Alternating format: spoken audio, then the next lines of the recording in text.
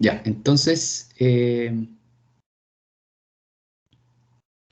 estábamos hablando sobre la... No sé si están viendo, ¿cierto? Sí, ¿Sí? sí, profe. Ya.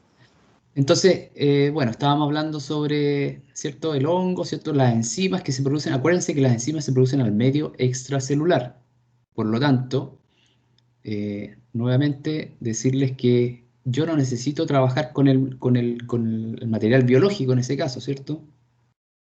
Si las enzimas van al medio extracelular, están en el líquido, dentro de un cultivo líquido, entonces es ahí donde yo tengo que ir a buscarlas para caracterizarlas, para entender qué hay ahí, ¿ya? Decirles que no necesariamente se producen eh, enzimas, sino que también proteínas, sino que también se producen metabolitos, hay excreción, hay células muertas que van liberando su material, hay DNA, hay supuestamente ácidos nucleicos que también se liberan, hay lípidos que se liberan, por lo tanto es un caldo bastante rico en moléculas, en biomoléculas. Acuérdense que las biomoléculas son cuatro, básicamente: los ácidos nucleicos, las proteínas, los carbohidratos y los lípidos, ¿ya?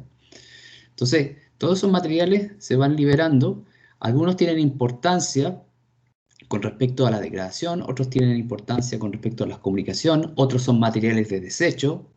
Una vez que el hongo asimila los nutrientes, tiene que liberarlos, ¿cierto? ¿Y cómo los libera? Al medio extracelular, ¿ya? Entonces hay un montón de cosas que se liberan, pero yo necesito, en este caso, estudiar básicamente las proteínas. Y las proteínas yo las estudio entonces con esas herramientas que yo les dije. Una de ellas son los geles, ¿cierto? Y para separarlas, porque es una mezcla compleja. Imagínense que el hongo no produce una proteína, sino que produce varias proteínas al medio extracelular. Imaginemos que son aproximadamente unas 300 proteínas que se liberan al medio extracelular. Entonces, de esas 300, yo tengo que ubicar las que me interesan. No necesito a todas.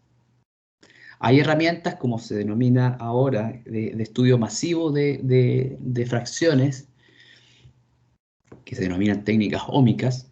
En este caso, una técnica en particular que se denomina proteómica, que la vamos a ver después, que analiza todas las proteínas de una sola vez, que están presentes, por ejemplo, en ese medio extracelular, ¿ya? Que es una herramienta bastante poderosa. Imagínense analizarlas de una sola vez sin necesidad de ir separándolas con estas herramientas bioquímicas clásicas, en realidad. Pero estas herramientas bioquímicas clásicas igual son necesarias para ir estudiando subproductos o ir aislando los productos. Yo a veces no necesito todas, como vuelvo a insistir, no necesito todas las proteínas para estudiarlas, sino que necesito solamente las de interés. Entonces, por eso nacen las técnicas de purificación de proteínas. Entonces, habíamos quedado en esto. No sé si esto quedó claro, cómo se determinaba la... Porque este es un ejemplo de las columnas de filtración. No sé si quedó claro con lo que conversamos ayer. ¿Hay alguna duda de esto?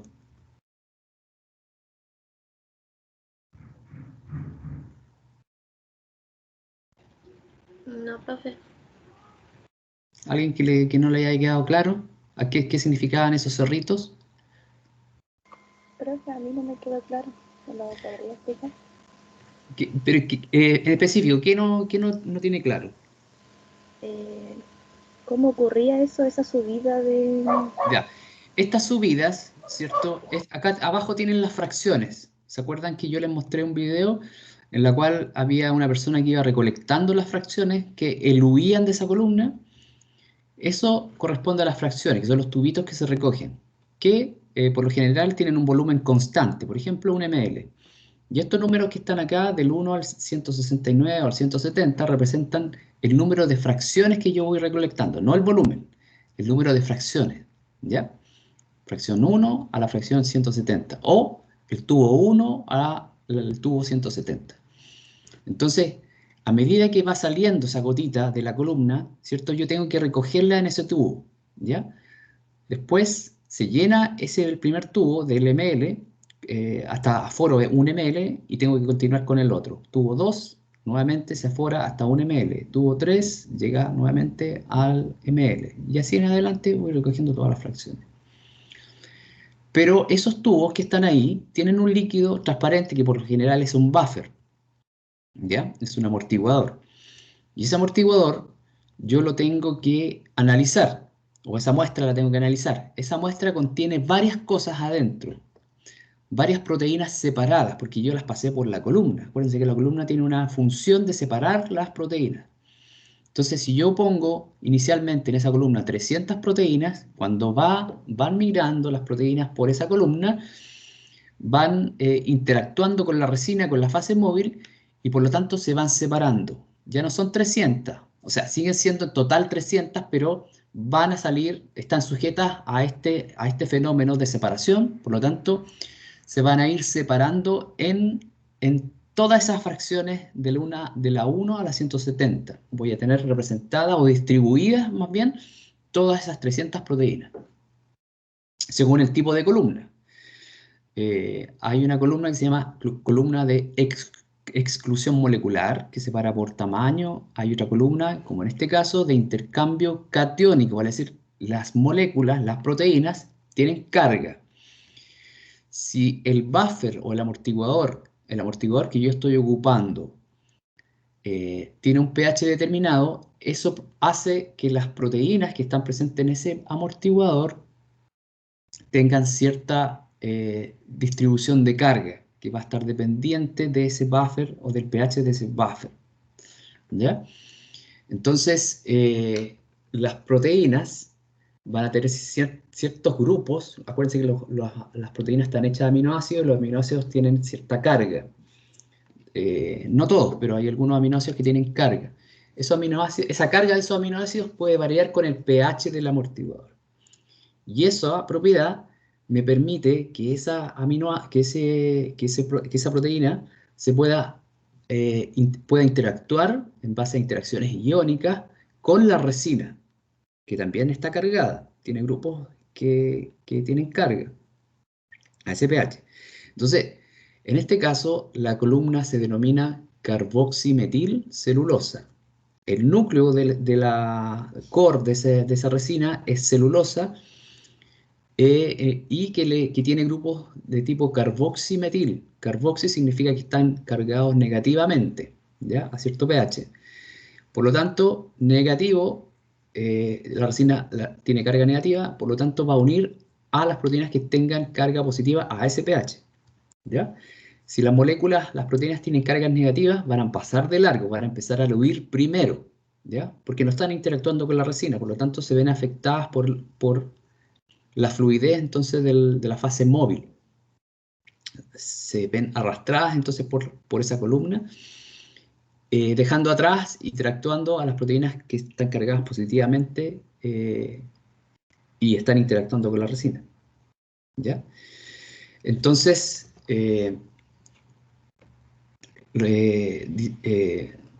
esos tubos que están ahí, que se van recogiendo, son incoloros. Por lo tanto, yo de alguna forma tengo que ir evaluando que esas fracciones realmente tengan la proteína. Imagínense que no funciona bien y todas las proteínas están estancadas en la resina, ¿ya? Y sale el primer tubo y no aparece nada. Sale el segundo, no aparece nada. No, sale el tercero y no aparece ninguna proteína. Entonces tengo que ir evaluando en realidad que haya una proteína dentro, porque esté funcionando el sistema, ¿ya? Entonces para eso, cada tubito yo lo analizo en el espectrofotómetro, ¿cierto? Analizando las propiedades que tienen las proteínas o los enlaces peptídicos de absorber a cierta longitud de onda. En ese caso, a 280 nanómetros, ¿ya? No solamente absorben los enlaces peptídicos, sino que también algunos grupos asociados a las proteínas, como las tirosinas, los triptófanos, grupos aromáticos, ¿ya? Creo que 280 son esos grupos aromáticos y 230 son los enlaces peptídicos. Bueno, independiente tengo que tener un sistema que me controle que las proteínas van eluyendo, van saliendo, ¿ya? Entonces, lo que tú observas en negro, ¿cierto? Es la salida de esas proteínas, ¿cierto? En distintas fracciones. Obviamente que acá no se analizaron todas, se analizaron, no sé, el segundo tubo, el cuarto tubo, el sexto tubo, el octavo tubo, así en adelante. Si no, las marquitas estarían más cerca. más cercana. Tendría que tener, de 1 a 15, tendría que tener 15 puntitos acá. ¿Ya? Entonces, se analizan, puede ser también un análisis de 4 en 4, de 5 en 5, etc. La cosa es que yo vaya adquiriendo esos perfiles que están diagramados. ¿Ya? Acá hay un primer perfil de elusión, después hay otro, que corresponde a las proteínas que van saliendo. ¿Ya? Fíjense que tienen como una distribución normal, ¿ya? Donde hay pics altos, bajos, según la cantidad de proteína, ¿ya? Eso va a depender de cuánta proteína. Entonces yo puedo suponer de que acá hay muy baja proteína entre estas fracciones y acá hay alta cantidad de proteína. Y la más alta cantidad de proteína la alcanzo entonces en las fracciones 170. Puedo suponer eso, ¿ya? Pero acuérdense que no es una proteína, sino que son fracciones de proteína que van eluyendo, que tienen ciertas características, ¿ya? Entonces acá tienen una elusión de un pic de proteínas, acá hay otra, acá no hay casi nada, vuelve, acá hay un hombro, ¿cierto? Acá hay otro, y acá hay otro. Pero esas son las proteínas en total. Y acuérdense que nosotros estábamos investigando una actividad enzimática en particular que se llama acetilsilanosterasa. Entonces, yo de esas proteínas que van eluyendo tengo que ir seleccionando la que tenga la actividad enzimática. Entonces le aplico a todas un ensayo de actividad enzimática. Acá no hay actividad enzimática y de repente aparecen estas fracciones. ¿Ya? Después no hay y después vuelve a aparecer en estas últimas fracciones.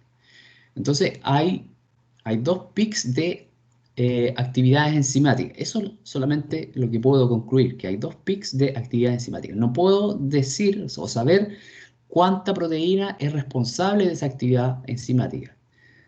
Ayer hablamos de que podría ser una, pero también podrían ser 2 o 3 o 4 o 5, etc. Eso es lo que no puedo averiguar hasta que yo, por ejemplo, haga un gel de proteínas donde pueda identificar esas proteínas que están ahí. ¿Se entendió?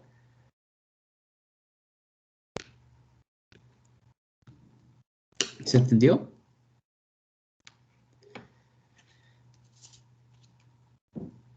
Sí, profe, me quedó más claro ¿Sí? ahora. ¿Quedó claro? Sí, Entonces, profe. ahora yo voy a hacer una pausa porque quiero mostrarles una cuestión relacionada con eso mismo que es la actividad enzimática. Profe, ¿qué significaba AXE1? Acetilsilanosterasa. Ah, ya. Ya, entonces, necesito compartir otra cosa ahora.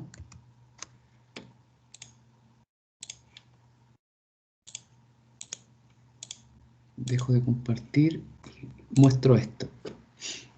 Ya, entonces, esto que estoy mostrando es un kit de una empresa que se llama Biorad o Biorad, ¿ya? Que utiliza una forma a través de espectrofotometría de evaluar la actividad enzimática, ¿ya? Entonces, de esos tubitos, por ejemplo, que yo les mencioné, esos tubitos de vidrio que se van recolectando, yo tengo que ir midiendo en el espectrofotómetro, ¿ya? Entonces, ese líquido pasa a estas cubetitas que están acá, ¿ya? Ahora esto está más automatizado, ¿ya? Se pueden usar plaquitas de lisa, pero todavía se siguen ocupando estas cubetitas, en este caso son cubetitas de plástico, donde de ese ml, por ejemplo, que salía, no sé, se ocupa tal fracción para medir espectrofotométricamente ya sea la cantidad de proteína o la actividad enzimática, que es lo que les voy a mostrar a continuación, ¿ya? Entonces, la idea de la actividad enzimática, por ejemplo, está representada con esto, ¿cierto? Esto está en inglés, así que les voy a traducir. Dice, cada reacción, tiempo dependiente, ¿cierto? Puede ser directamente comparada a un estándar de concentración conocida de paranitrofenol, ¿ya? O sea, está explicando la metodología del ensayo de la actividad enzimática. Entonces, acá tienen un componente que se llama paranitrofenol, que se utiliza como estándar para ir comparando la actividad enzimática que yo voy obteniendo en ese estándar. Entonces, la cantidad de color amarillo, que no sé si alcanzan a ver un colorcito amarillo, y es el color que yo les mostré delante, ¿cierto? En la figura. 410 nanómetros aproximadamente. La cantidad de color amarillo en la reacción puede ser cuantificada al medir la absorbancia a 410 nanómetros usando un espectrofotómetro. ¿Ya? Entonces, básicamente, esa es como la base del ensayo, ¿cierto? El desarrollo del color debido a la acción de la enzima sobre un sustrato, ¿ya? Generando un producto que se llama paranitrofenol que absorbe a 410 nanómetros. Y esa cantidad de paranitrofenol que se libera, yo la puedo cuantificar utilizando un estándar de paranitrofenol. ¿Ya? No sé si han escuchado hablar de construcción de curvas de calibrado o curva estándar. Eso es lo que se utiliza en este ensayo y en particular en varios ensayos.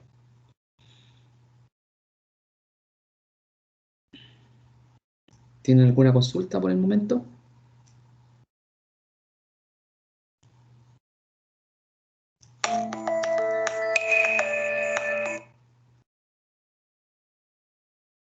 Apagar el celular, ya.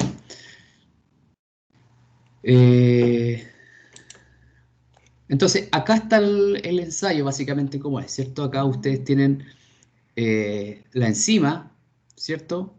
Que se puede agregar a un control, ¿cierto? Para preparar un control o al mismo sustrato, ¿cierto? Y cuando ocurre la reacción enzimática en un tiempo determinado, puede ser 10 minutos, 5 minutos, ¿cierto? La enzima está trabajando en el sustrato y yo le agrego a una determinada tiempo, se lo dejo por 10 minutos y le agrego una solución de parada, que se denomina acá reacción stop solution, ¿ya? Y eso me permite que el color se demuestre. En este caso el color amarillo, que es debido a la liberación de ese compuesto que se llama paranitrofenol. Entonces, una vez que se para la reacción, yo la voy cuantificando en el espectrofotómetro, ¿cierto? Mediante primero la construcción de una curva de calibrado, porque acá yo tengo concentraciones de paranitrofenol liberadas versus la cantidad de paranitrofenol puesto, ¿ya? Colocado en una reacción determinada. Entonces yo construyo la curva con ese paranitrofenol que tiene, por ejemplo, concentraciones de 0 molar, 12 molar, 25 molar, 50 molar, 100 molar o milimolar, como quieran representarlo. Y cada una de esas tiene una concentración determinada de paranitrofenol, por lo tanto va a tener un color determinado, que es generalmente proporcional a la cantidad de paranitrofenol puesto en esa solución. Le agrego la solución de parada y construyo entonces la curva de calibrado. Esto lo hago aparte, y aparte tengo el ensayo enzimático. Por lo tanto, una vez que realice el ensayo enzimático, ya puedo tener datos para ir interpolando en la curva que yo generé. ¿Ya? Por ejemplo, ahí hay una interpolación de un dato en la curva y eso me da la cantidad de paranitrofenol que está presente en la muestra. A ver si se cambia la siguiente.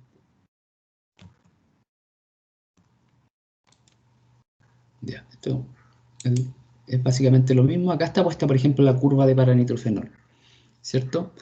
Tiene que haber un control, vale decir 0 cantidad de paranitrofenol, absorbancia 0, estándar 2, 12.5 nanomol de paranitrofenol, absorbancia va a dar 0.2, estándar 3, 25 va a dar 0.4, fíjense que va aumentando según la cantidad de paranitrofenol, ¿ya?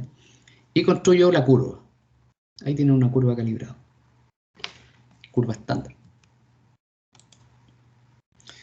Entonces, fíjense que ahí está construida la curva, y ahí entonces está la medición, es un espectrofotómetro, y ahí está la persona con guantecitos midiendo el color en ese espectrofotómetro, ¿ya? Entonces, una vez que miden la absorbancia del estándar y de las muestras, entonces en ese caso, por ejemplo, la observación de la muestra, tienen ustedes que interpolar en esta curva generada, ¿ya?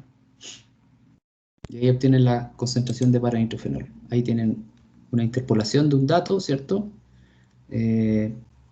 Perdón, es al revés. Acá está la absorbancia y acá está la concentración de paranitrofenol.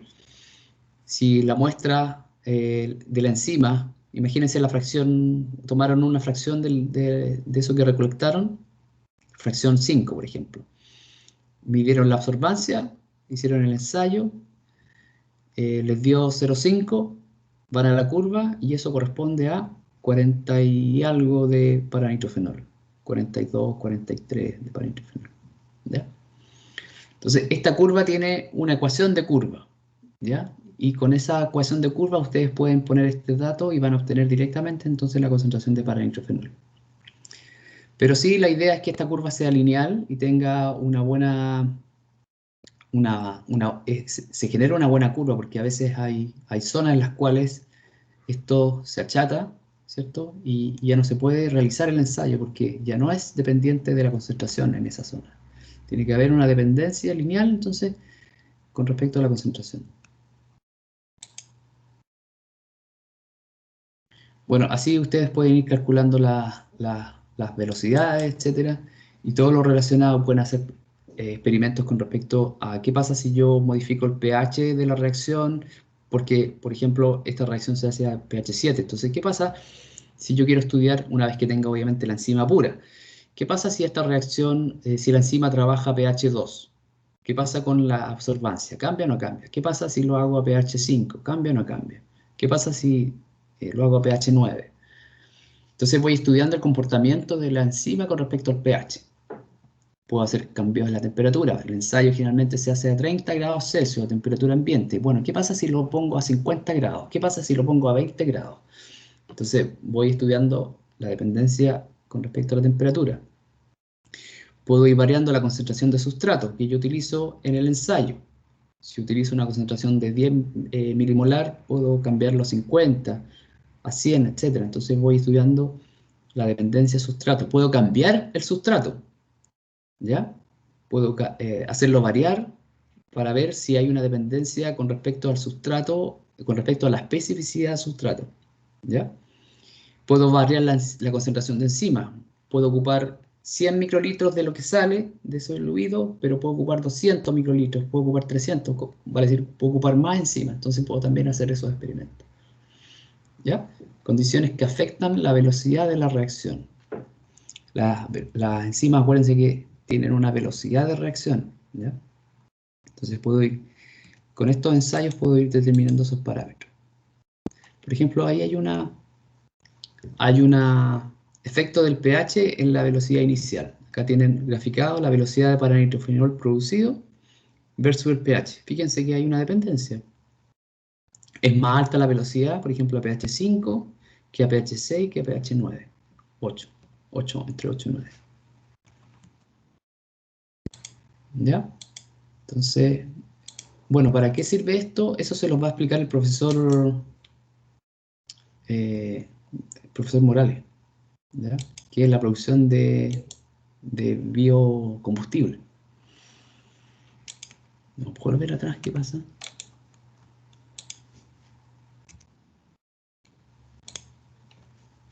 ¿Qué pasa?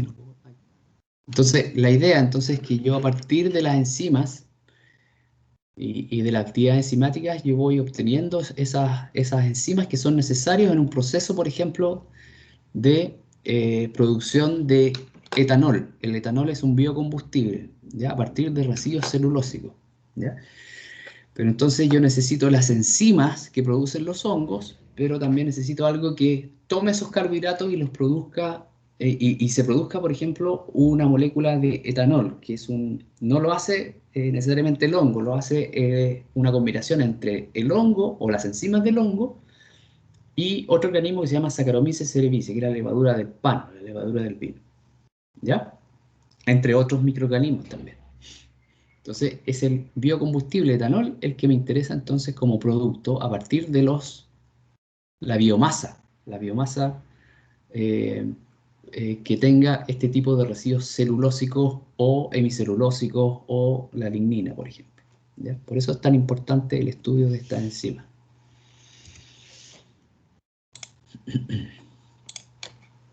No sé si les queda un poquito más claro. Voy a volver entonces a la presentación.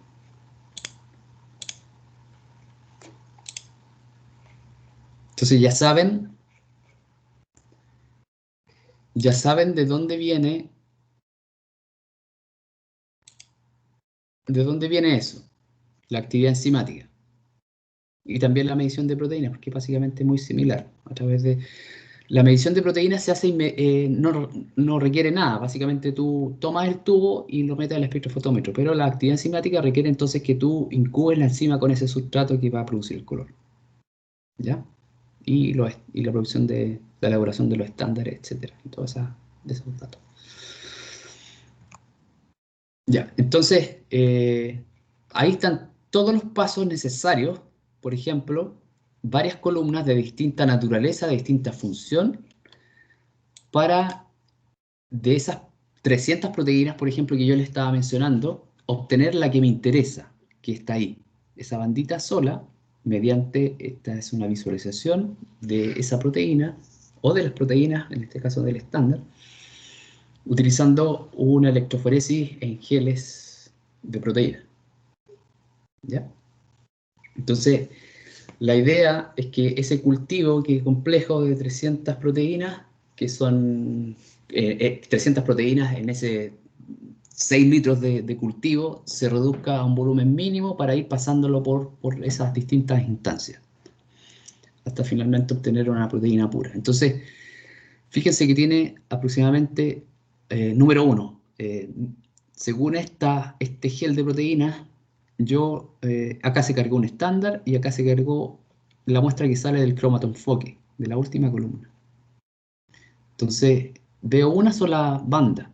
Y ese es el criterio que a los bioquímicos les gusta para decir de que la purificación fue exitosa, la aparición de una sola banda, porque si aparecen más bandas de proteínas, quiere decir que no está completa, la proteína está impura. ¿Ya? Entonces pregunta, ¿cómo a ustedes se le ocurre? Obviamente que esto pasó por las distintas instancias, ¿cierto? ¿Cómo ustedes saben de que realmente hasta este punto yo puedo haber obtenido la proteína ACE pura? O sea, está el gel, pero ¿qué otra cosa harían ustedes para decir que realmente van por un buen camino?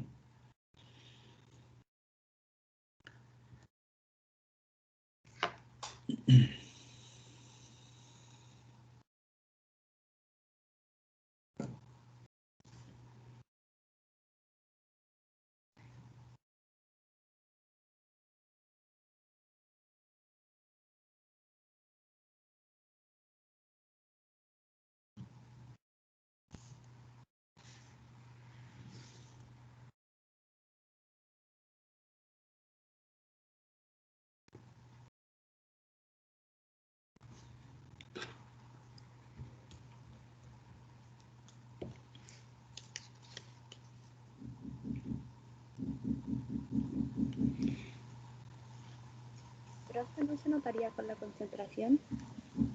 Ya, pero eso no te dice nada, te dice solamente que está a tal cantidad. Ah, ya. Yo quiero saber, ver un poco, ir un poco más allá, que eso que está presente en ese carril número 2 es lo que yo ando buscando. Porque de esas 300, acuérdate que aproximadamente son 300 proteínas. ¿Cómo sé que esa es la que yo ando buscando?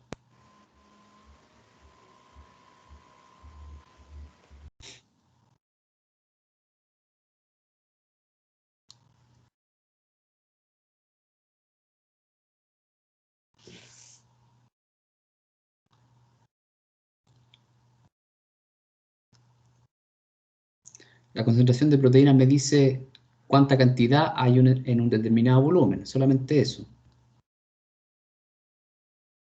No me dice absolutamente nada de la identidad de lo que está en esa muestra.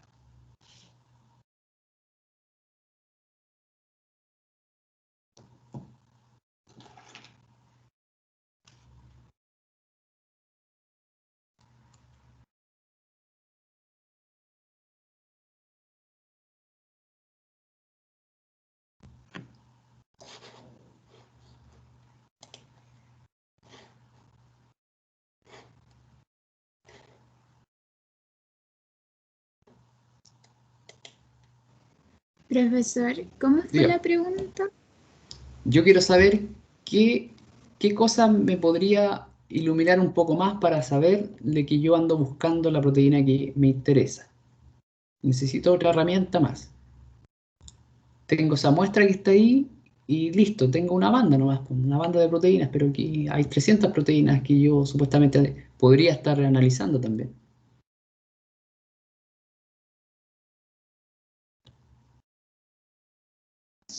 Un análisis, una medición de pH. No, porque el pH es el pH de la solución. Es el amortiguador el que te...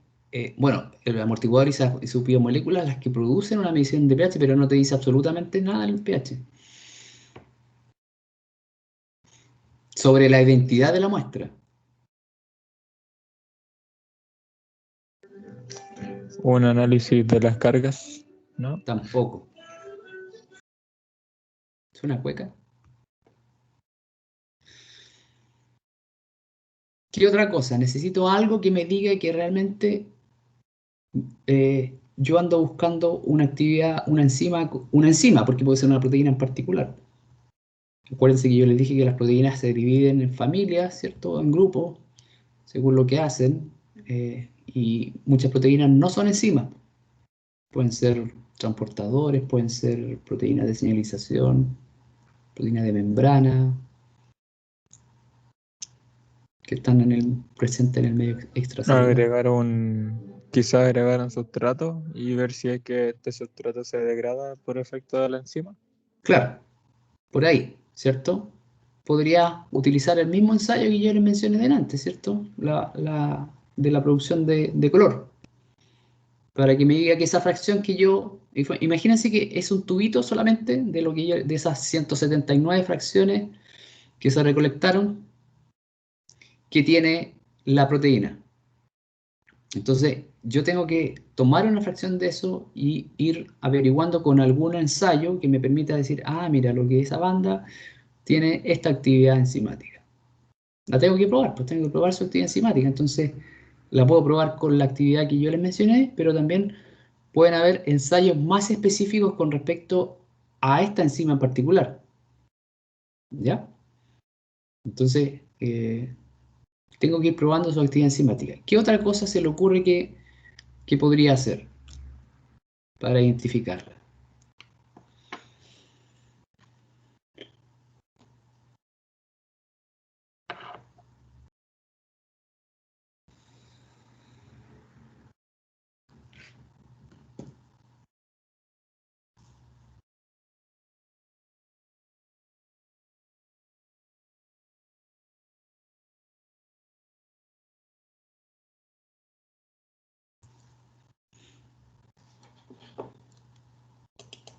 Profe, ¿no se podría hacer con el análisis de las absorbancias que tiene esta enzima Ya, o fraccionada? sea, tú dices que el tubito yo lo pongo al espectrofotómetro, ¿ya?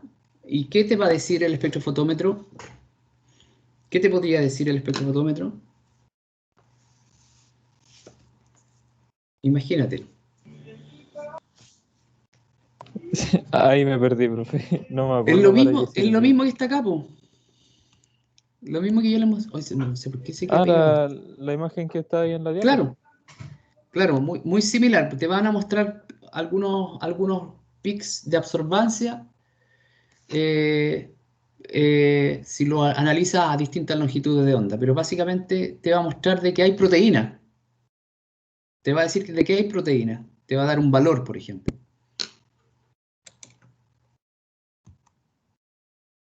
¿Ya? Pero nada más te va a ratificar de que hay una proteína, en otras palabras. Pero yo te estoy preguntando la identidad de eso, que va más allá de que sea proteína o no. Entonces su compañero dijo, ah, entonces puedo meter algo que un sustrato, por ejemplo. Y claro, se puede analizarlo por la actividad enzimática. Por ejemplo, la liberación de sustrato, el sustrato coloreado. Cosa que no es tan definitivo con respecto a la actividad enzimática, porque ese sustrato es, entre comillas, universal. Sustrato universal para las esterasas, pero esta es una acetilsilanoesterasa. Estoy hablando de cosas más específicas. Una esterasa de acetil que está presente en el silano. ¿Ya? Entonces, es un ensayo general para esterasas, el que yo les mostré delante. Cuando nos pregunta por la identidad de la enzima, ¿me estaría preguntando por algo así como su código genético? Claro, pero las enzimas, acuérdate que es una enzima, tiene aminoácidos. Por lo tanto, eh, no estamos metiendo todavía lo que es el código genético. Entonces, como enzima, como biomolécula en sí, esa biomolécula tiene una información o tiene una secuencia. Entonces, podemos determinar entonces parte de su secuencia, de cómo está ordenados los aminoácidos de esa proteína. ¿Ya? Podemos hacer ensayos de composición de esa proteína en particular. ¿Ya? Pero a nosotros nos interesa el orden, porque el orden, esa secuencia, significa una información. Y si yo la comparo, esa secuencia con la base de datos, me dice, esto se parece a las acetilsilanoesterasas. Y eso es lo que se hizo, ¿cierto? Entonces, ahí están las secuencias de los extremos amino y de los péptidos internos. ¿Ya? Entonces, una forma de investigar una proteína pura es a través de sus secuencias, que están descritas acá. En este caso, secuencia del extremo amino, pero de un péptido interno. La proteína se puede cortar con distintos enzimas a su vez, que funcionan sobre polipéptidos, y se pueden generar productos que son los mismos péptidos, ¿cierto? En este caso se secuenciaron dos péptidos internos que están dentro de la proteína. Imagínense que la proteína es una cosa larga, ¿cierto? Donde se cortó con las enzimas y eso generó estos péptidos, los que se analizaron por su secuencia. Y ahí tienen dos péptidos. N, M, Y, S, G, Y, S. Y otro un poquito más largo. Lo que yo no sé de estos péptidos es su posición dentro de esa secuencia. ¿Ya? Lo único que yo sé es esto que está acá, que extremo amino significa el principio de la proteína. Por lo tanto, yo sé que este aminoácido es el principio de la proteína. ¿Ya? Y llega hasta acá. Y de ahí continúa la proteína. Hasta que en algún momento lleguemos a encontrar estos dos péptidos, cuyo orden está puesto así en la presentación, pero no sé en la proteína si están en ese orden. Si primero está este o primero está este. Profesor, ¿y por qué en la parte de arriba de la secuencia de los extremos amino hay una parte como separada de color? Rojita.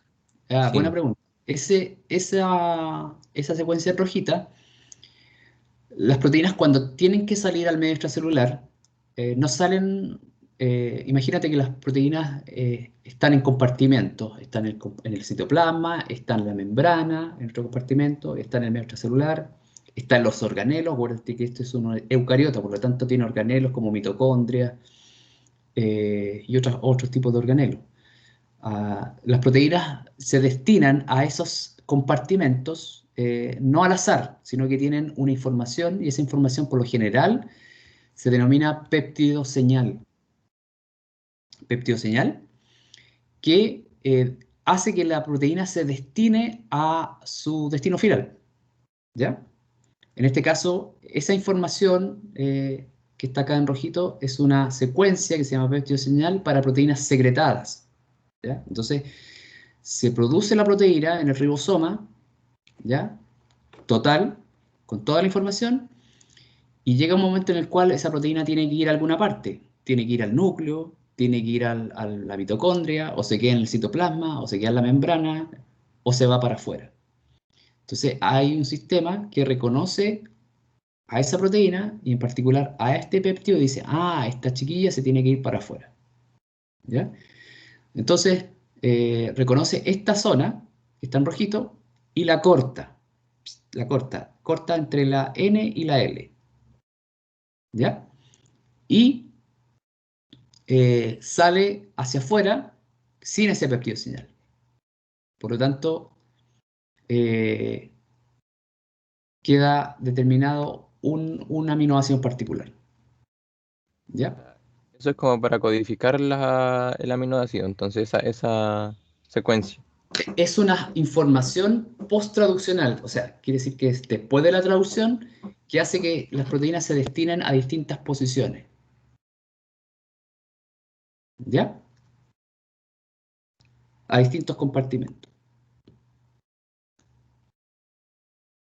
Ah, le da la ubicación entonces.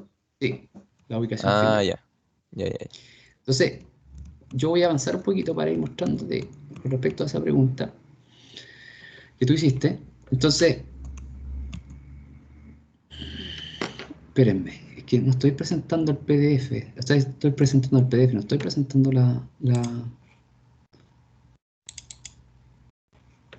el PPT, donde sale animado.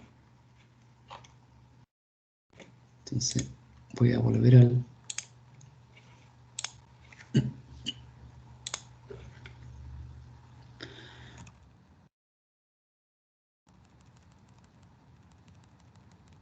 Me gusta esta cosa de que sea animado.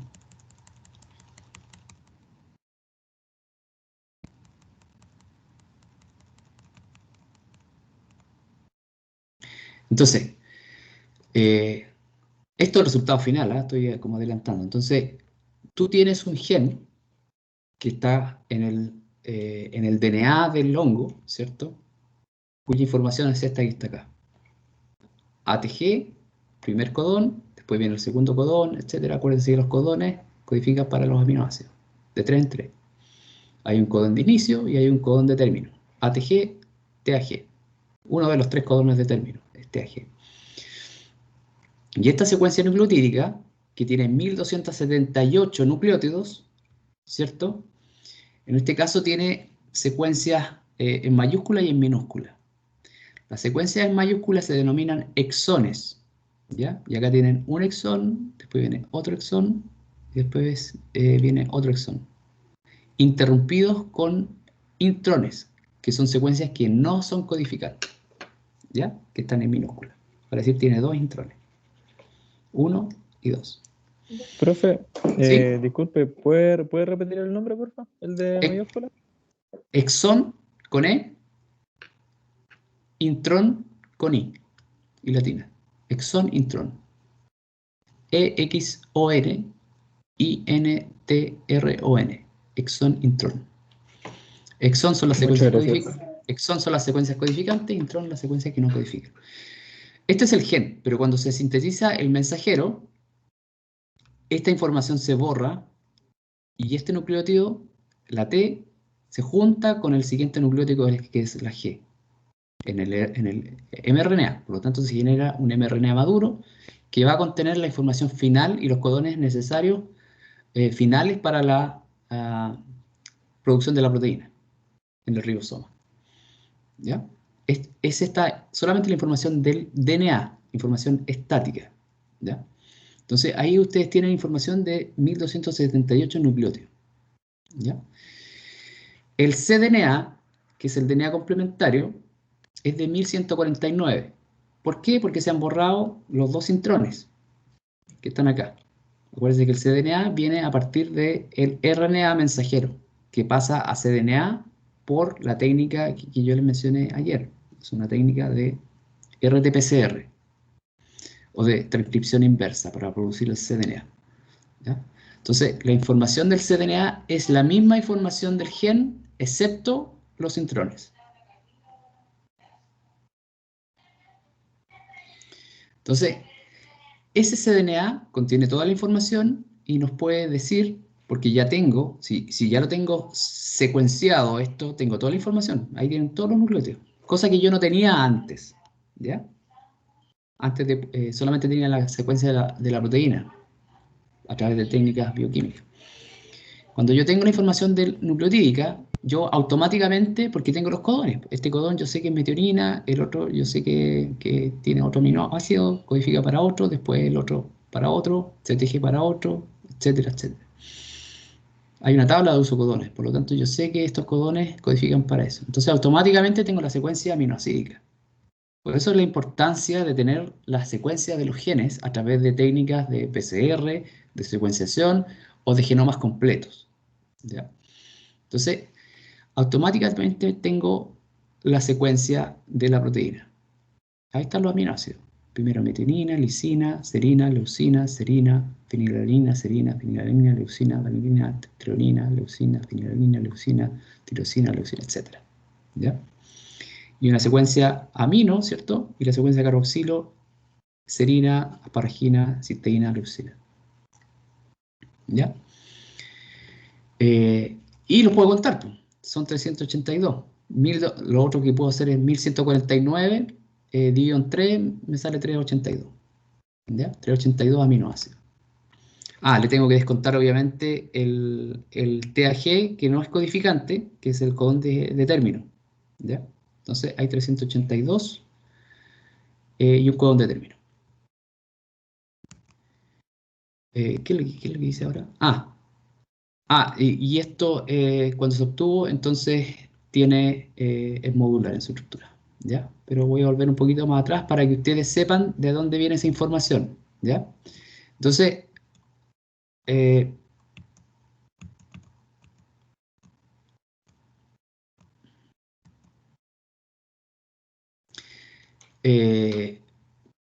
¿se acuerdan de la secuencia cómo empezaba? La secuencia del amino. Ahí está. PTA, GSL, Q. Perdón, yo me equivoqué con respecto a lo que dije delante. Sí, pues después la estuve pensando y dije, no, me equivoqué. Entonces, la secuencia del péptido amino es esta, porque la proteína está madura, entonces no tiene esta información, que es el péptido señal. Entonces, me equivoqué en poner ese color ahí. Lo que se descubrió es la secuencia madura. Acuérdense que esto se corta y de ahí, desde la B corta en adelante, se exporta al medio extracelular de forma madura. Por eso dice acá 351 aminoácidos de la proteína madura. Ahí está. La parte azul corresponde al péptido señal, que obviamente que no lo tengo que tener cuando ya tengo la proteína madura. Entonces, lo que obtengo yo cuando analizo por amino terminal en la diapositiva anterior es esto que está acá. ¿Ya? Porque el péptido interno se queda en el citoplasma y no se analiza. Entonces, ahí tengo la proteína madura. Esto es lo que yo visualizo en ese gel de proteína. ¿Se entiende? Es muy importante esto, chiquillos. ¿Se entendió? O sea, el azul sería el que usted mencionaba adelante, el Sí, que sí. Yo no sé codifica sí, y le da la ubicación a la proteína madura. exactamente, exactamente. Yo no sé por qué puse color rojo y amarillo después en el otro, ¿no? Hay un error en ese sentido. O yo lo expliqué mal, disculpa. Ya. Entonces, Profe, sí, ¿y la parte roja qué vendría siendo si el azul era un péptido señal? sí, espérame. Voy a volver a esta diapositiva para explicarles lo que significa cada color. Lo que quiero es mostrarles que esos péptidos debiesen estar en la proteína. Ahí están los péptidos, ¿cierto? Es el péptido amino terminal, que aparece en la diapositiva anterior, y abajo los péptidos internos. N, M, Y, S, M, Q, I, Y. Y están en ese orden. Primero está asparagina creo que es. Arginina, perdón, arginina, metionina, tirosina, serina, glicina, tirosina, serina, después metionina, asparagina, isoleucina, tirosina, histidina, glicina, serina, asparagina, aspartico, etc. Entonces, ya que ustedes ya saben el final, el spoiler, ya saben el final de la cuestión, voy a volver atrás, ¿ya? Para más o menos que le haya quedado claro.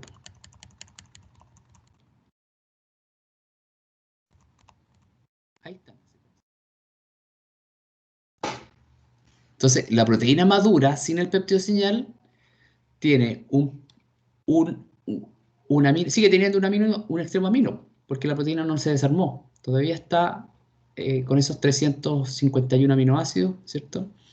Y empieza el primero siempre por BTA. Ya ustedes lo ubicaron en la secuencia final. y tienen los péptidos internos acá. ¿Ya? Entonces, con esa información preliminar, en esa época no se tenía la secuencia del gen, como yo les mostré, por lo tanto teníamos que averiguar a través de alguna técnica en particular que existía ese gen. ¿Ya? Entonces, para eso se hizo todo esto que está acá, que son análisis de PCR, utilizando... Entonces, a partir de los aminoácidos que se generaron y de otra secuencia, en este caso de un organismo parecido, se llama Aspergillus niger, yo puedo diseñar partidores, ¿ya? Y utilizando el cDNA como molde, el cDNA que se ve en esta figura, yo puedo obtener pedacitos del gen. Todavía no puedo tener la información completa, porque en esa época no teníamos la metodología completa, como se tiene hoy día. Entonces, para hacerle el cDNA, tienen acá una técnica que se llama RACE, en la cual ustedes aíslan el RNA total, en este caso del hongo. En colores están los distintos RNA, porque este RNA codifica para una proteína determinada, este RNA para otra, este RNA para otra, etc. Entonces, de ese pool de RNA tiene que existir el RNA que codifica para la enzima que yo ando buscando. Entonces, ahí está, por ejemplo, como ejemplificado. ¿Ya? A eso se le agrega una cola de Poli-T con un adaptador que hibrida con esto y que sirve como cebador para la transcriptasa inversa. Lo que hace esa enzima, que está presente en virus y se utiliza en biotecnología, es alargar esto utilizando el RNA como copia, como molde. Genera entonces una copia, perdón, de eso, de 5' a 3' y genera la hebra complementaria de 5' a 3'. ¿Ya? Entonces ahí ustedes tienen un DNA complementario que viene a partir de la información del RNA. Obviamente que van a tener esto para los distintos RNA, o sea, uno rojo, uno azul, un cDNA azul, rojo, perdón, blanco, azul, amarillo, etc. Una población de cDNA, no obtienen solamente uno, obtienen varios. Y como, no sé si ustedes saben de la técnica PCR, que sirve para amplificar una zona, con esos partidores que yo les mostré anteriormente, yo amplifico y obtengo productos. En ese caso está diagramado el gen que yo les mostré al final, ¿cierto? Y la zona que se logró amplificar con esos partidores, porque lo que define la amplificación son la ubicación de los partidores en esa zona. Y así, cuando tú obtienes este producto, tú lo mandas a secuenciar. Tú lo secuencias con la técnica de Sanger y tienes información ya de esa secuencia. ¿Ya? Tú sabes ya los nucleótidos que están involucrados en esto. Y con eso puedes seguir diseñando partidores y puedes ir con otras técnicas, puedes ir amplificando otras zonas e ir haciendo lo mismo, repitiendo lo mismo. ¿Ya? Hasta que finalmente esta me las voy a saltar porque son otras técnicas que están relacionadas con otros ensayos de actividades enzimáticas, pero sigue siendo PCR. ¿Ya? Hasta que finalmente, me lo voy a saltar esta también, que es lo mismo, tú obtienes esto. Esto fue antes de obtener la secuencia que yo les voy a mostrar, que les mostré delante, ¿cierto? Fíjense, esto es una PCR, ¿ya? Tienen, igual como que en el gel de proteínas, tienen que colocar un estándar para ir ubicando los productos. Y tienen ustedes acá una barrita, o una banda, perdón, de DNA, y acá tienen otra bandita de DNA. La diferencia es que el carril 2 utilizó como molde el cDNA y el carril 3 utilizó como molde, utilizando los mismos partidores, utilizó como molde genómico, el DNA genómico obtenido. O sea, yo puedo extraer DNA del hongo y someterlo también al mismo procedimiento. Ahí está la ubicación de los partidores, ¿cierto? Utilizando el cDNA y el gen. Entonces acuérdense que el gen tenía dos intrones. Pa, pa. Por eso los productos son más chiquititos. El del cDNA es más chiquitito que el obtenido con el genoma, porque carece de los intrones. Acuérdense que el RNA está procesado y carece de los intrones. ¿Ya? Esa es la diferencia. Entonces, se obtiene esto que está acá, y ya les mostré, ¿cierto?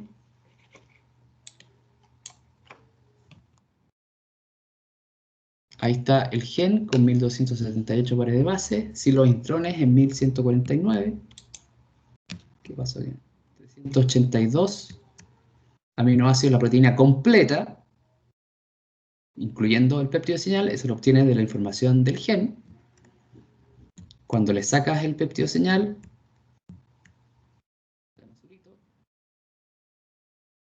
y la proteína se tiene que ir al extracelular, ¿cierto? Obtiene una proteína de 351 aminoácidos. ¿Ya? Y eso da, porque yo sé que cada aminoácido tiene un peso molecular determinado, si lo multiplico por esos 351 aminoácidos, me da una proteína madura de 36.7 kilodalton. ¿Ya? Ahora, consulta. Ustedes vieron un gel al comienzo de la proteína que era aproximadamente 43 kilodalton. Entonces, ¿cuál es la diferencia? ¿Por qué yo tengo acá 36.7 kilodalton, mucho menos que la observación del gel? Cuando yo corro la proteína pura, me da 47, 43, creo. ¿Cuál podría ser la explicación de eso? 45,47 kilodalton. En vez de 36 cuando yo hago el análisis in sílico. ¿Alguien me podría decir cuál es la explicación de eso? ¿De esa diferencia? ¿A qué se le podría atribuir?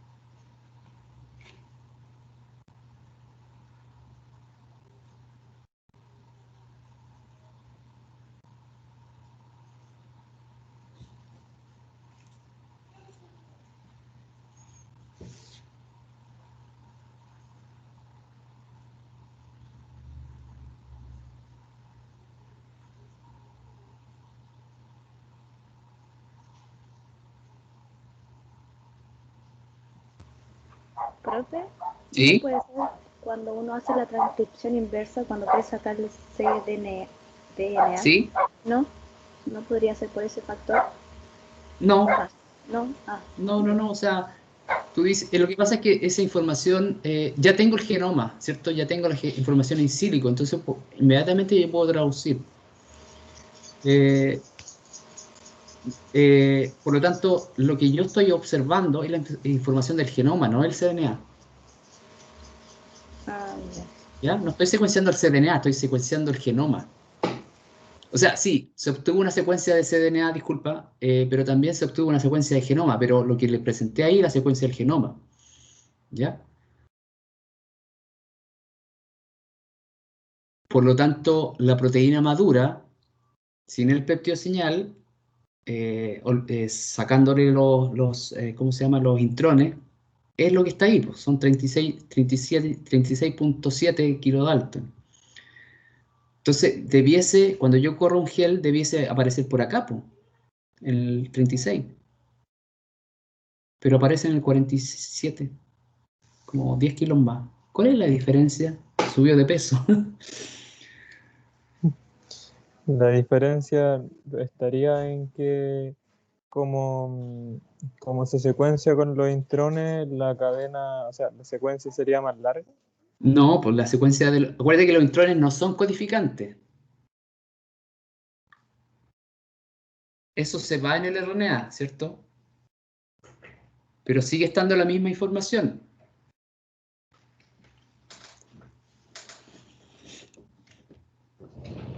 ...36 kilodalton.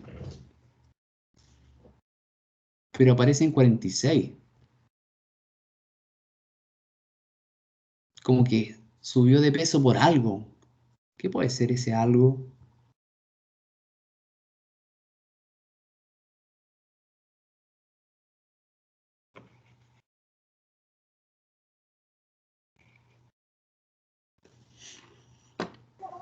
¿Por los partidores? No, los partidores se utilizan para el DNA, para los ácidos nucleicos, para un determinado proceso. Este es otro proceso. Estoy observando la proteína. No, no hay que mezclar los ácidos nucleicos con el producto, que el producto sería la proteína. ¿Ya? Se utilizan distintas técnicas.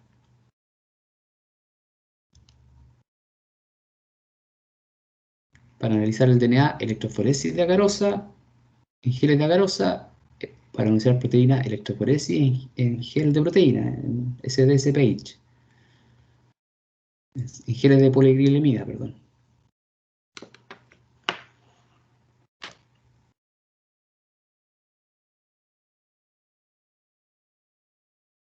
Bueno, tampoco lo tienen que saber, ¿ah?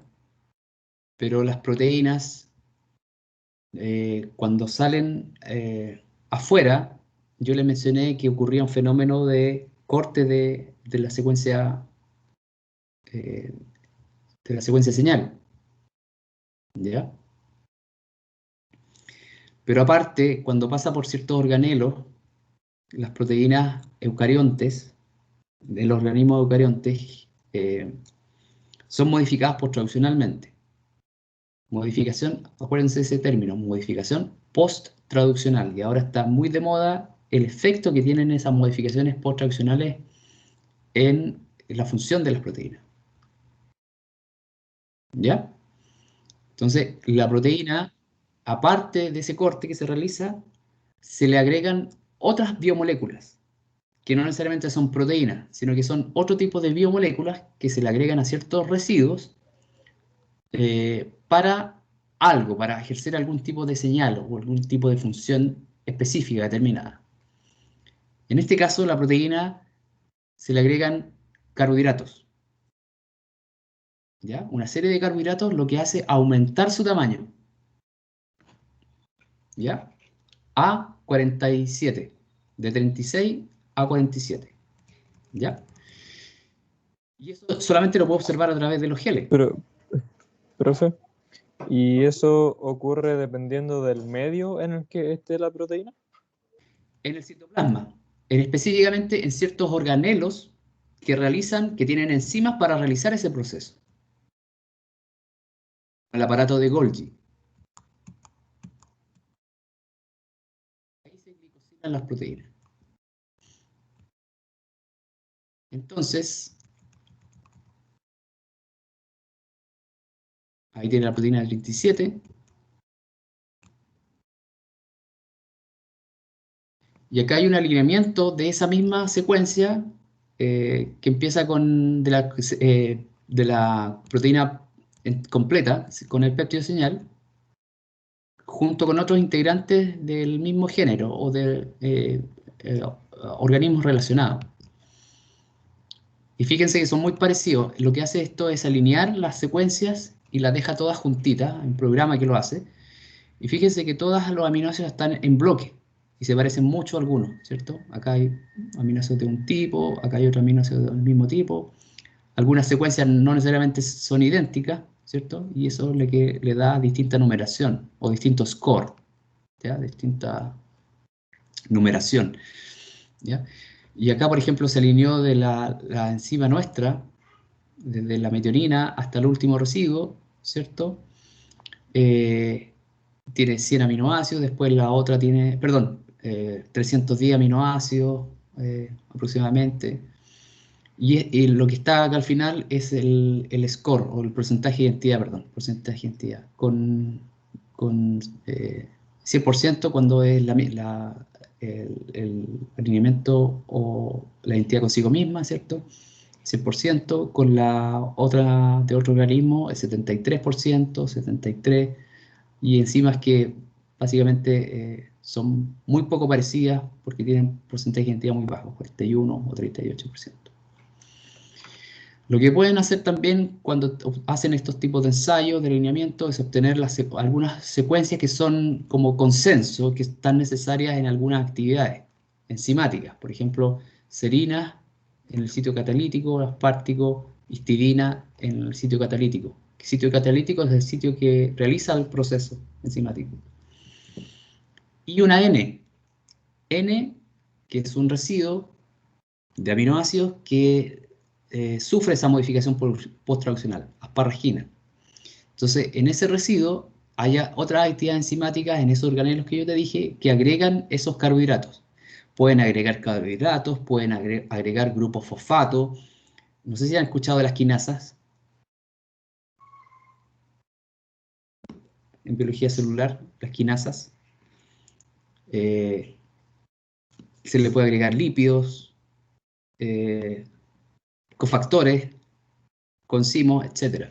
¿Ya? Entonces, eso hace aumentar el valor de la masa molecular de la proteína sin modificación, obviamente.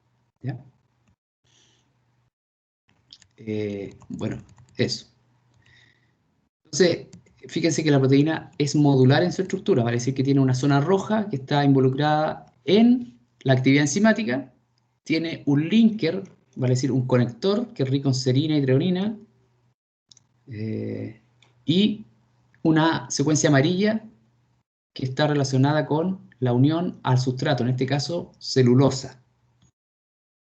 ¿Ah? Une el polímero de celulosa. Fíjense que es una enzima del sistema hemicelulítico. ¿Se acuerdan que estamos hablando del hemicelulosa, del silano? Pero une celulosa. Une el otro sustrato. Eso es interesante porque ancla la enzima a la celulosa para ejercer su función. Súper, súper interesante. La secuencia que está en amarillo al final, en la zona carboxilo terminal. Y ahí está alineado esa secuencia en amarillo con otros integrantes, con otros hongos, como Trichoderma, Penicillium, Agaricophysporus, Penicillium gentinellum, Neocalismastix, Trichoderma ricci. Y arriba está la nuestra, ¿cierto? Y tienen ese módulo de unión a celulosa que tiene ciertos residuos conservados de triptofano, tirosina y cisteína. La cisteína, los aminoácidos cisteína están involucrados en la formación de puentes disulfuro. No sé si han escuchado hablar de los puentes disulfuro, que compacta la proteína. Entonces, ahí está el modelo de esa proteína, perdón, de ese sitio de una celulosa, y ahí está la cisteína, y ahí está los residuos aromáticos que estarían interactuando con el sustrato. Está bonito este modelo. No sé si se entendió. ¿Tiene alguna consulta para pasar a la última cosa? ¿Perdón?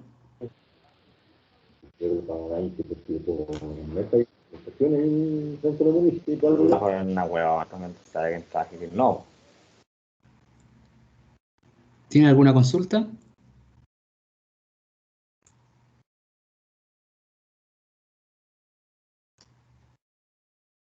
Antes de pasar a lo último.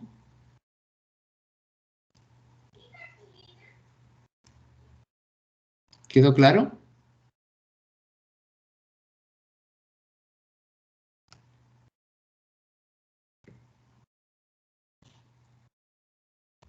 Profe, ¿Sí? ¿siempre se le va a agregar otra biomolécula? No, no siempre. No, No no siempre. Eso depende de la secuencia. Por ejemplo, fíjate que hay una N, ¿cierto? Y al lado hay otras secuencias, por ejemplo, triptofano, alanina, triptofano, N, serina, serina. Lo que hacen las proteínas por lo general es ver el vecindario, ¿ya?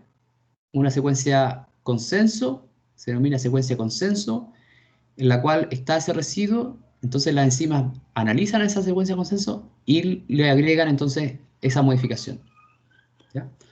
Por lo tanto, tiene que tener esa secuencia de consenso y las proteínas, hay algunas que no se modifican por tradicionalmente, entonces deben tener cierta secuencia, cierta información.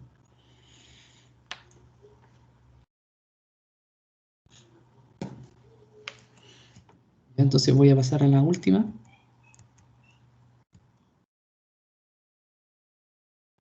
Entonces, queda igual algo en el aire, así como la guinda de la torta, por decirlo así, ¿cierto? Necesitamos saber finalmente de que ya tenemos la actividad enzimática, tenemos la secuencia del gen, tenemos la secuencia de la proteína, las comparaciones con otras secuencias, pero igual tenemos que identificarlo con alguna cosa como para estar 100% seguros de que realmente eso que yo encontré en el medio extracelular es realmente esa enzima que yo ando buscando. Entonces, se hizo un ensayo de ingeniería genética o recombinante, ¿cierto? Y acá ustedes tienen un vector de expresión.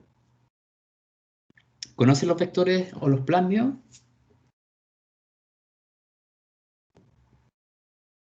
Plasmio vector. Este es un plasmio vector de Sí, clonamiento. profe, vimos ¿Ya? algo muy parecido en biología celular, viendo las Perfecto. bacterias. Perfecto. Entonces, ese plasmio se utiliza mucho en ingeniería genética, en ingeniería molecular, en biología molecular, en la cual esos plasmios tienen ciertas características, son elementos que las bacterias utilizan para darle ciertas características a las bacterias. No todas las bacterias los tienen, pero bueno, se pueden replicar dentro de las bacterias, en este caso en Escherichia coli, la bacteria gram negativa. Entonces, esos plasmios, en este caso un plasmio que tiene 3.763 pares de base, que se llama PATH3, tiene un origen de replicación, tiene distintas secuencias que están relacionadas con sitios de corte para enzimas, ¿ya? Esto es artificial, vale decir que el ser humano lo puede hacer en el laboratorio, puede cortar, pegar secuencias y a su gusto, ¿ya? Entonces, tiene un gen que se denomina TRPE, que codifica para la biosíntesis del triptofano, y tiene otra zona de resistencia a ampicilina. Vale decir que cuando yo lo inserte en la bacteria, o transforme una bacteria con este plasmio, y le ponga ampicilina, solamente van a sobrevivir las que tengan el plasmio, porque tienen un gen de resistencia, que es esto que está acá. ¿Ya? Tiene un sitio de clonamiento múltiple, va a decir, yo le puedo agregar acá todos los genes que yo quiera, o sea, en este caso un gen, que van a estar comandados entonces por un promotor del gen del triptofano. Promotor es el sitio de comando de ese gen que está acá.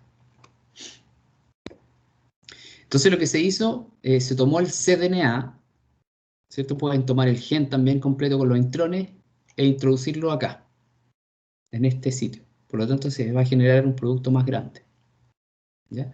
Se va a generar, o sea, está el gen de triptofano, su producto y una colita que sería esta flecha que está acá, que sería el codón de término, o el término de ese gen. Entonces se va a generar una proteína de fusión, una proteína que contiene en su amino terminal el gen TRPE, nuestro gen y esta colita del gen TRPE. Entonces, cuando se produzca esta proteína, va a ser una proteína más grande que va a estar representada por la suma de las dos, ¿cierto? Del gen AXE y de TRPE.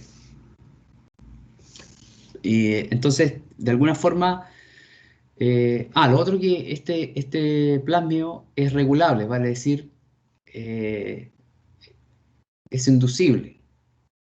No está siempre el gen prendido, ¿ya? Por lo tanto, si está prendido, si es constitutivo, esto está prendido siempre y hay siempre producción de proteína.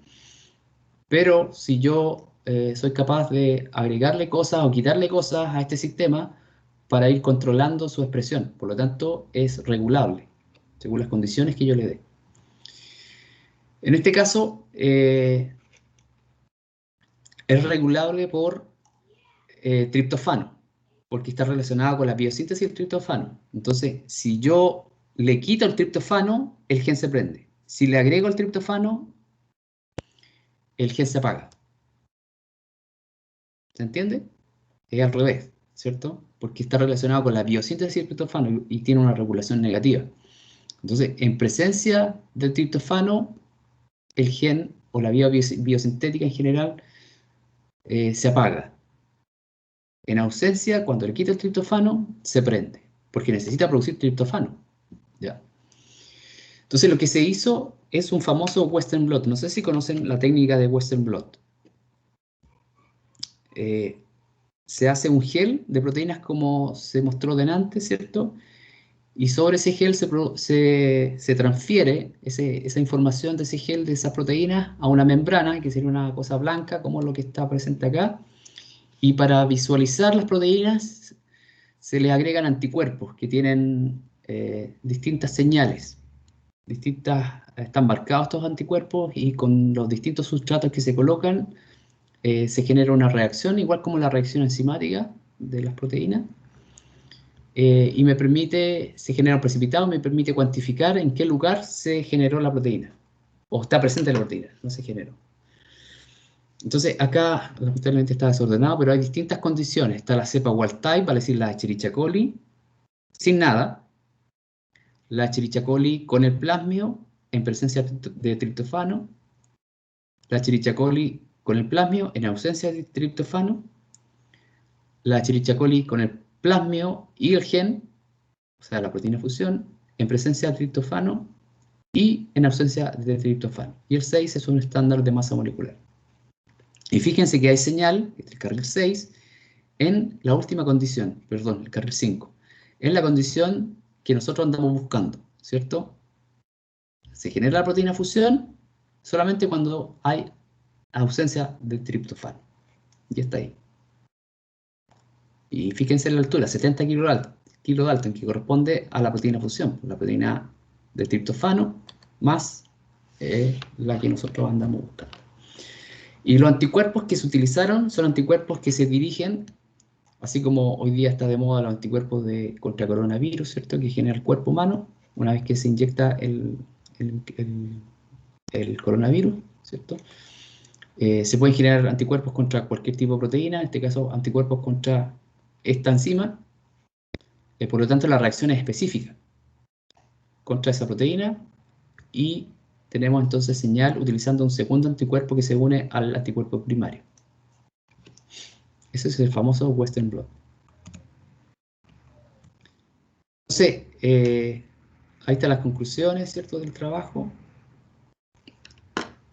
Se clonó y secuenció el cDNA y el gen de esa enzima, características del gen, ¿cierto? Se confirmó que presenta los módulos, ¿cierto? Módulo de un carbohidrato, y se expresó el cDNA, en ese caso sí, fue el cDNA, no fue el gen completo, el cDNA en Escherichia coli, confirmando así que la secuencia obtenida corresponde a esta enzima. ¿Ya? Entonces, este trabajo tiene distintas cosas, ¿ya? Distintas técnicas que ustedes pueden, por ejemplo, ir abordando en el seminario que ustedes quieren presentar. ¿Ya? Vamos a llegar hasta acá. No sé si tienen preguntas.